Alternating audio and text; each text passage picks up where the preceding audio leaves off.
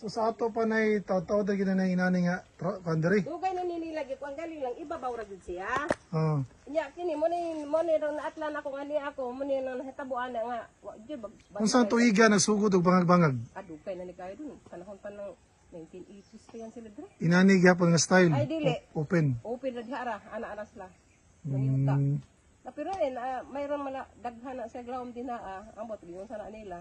Siguro tanit siguro wa man mi diri Wa pa mo pag-ari nako abot diri. Sakop sa imong yuta. Oo, sakop. Sakop ni sa akong yuta ug nasa akong isuon kan isa diha. Perting dali ara gyud hugma ko yuta Pero hindi naman kung ano na yung anak man na si pam istorya sa asawa diri pag hugma kay nawa man diay siya. Dito na des ilaw. So diha na siya na-recover sa ilalom. Oo, sa ilalom siya nakuha. Nakulitan ng kamot niya.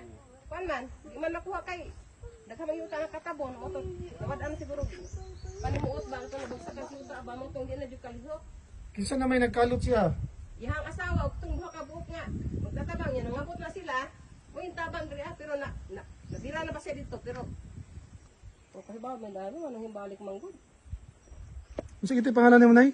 Edna. Edna Giwano no? Oo. Sige sige. So ana nay ha ato sa na-stop. Ha? Stop gyud ni dong, di Stop na na to. pwede dayon na kay. Oh. Tilan.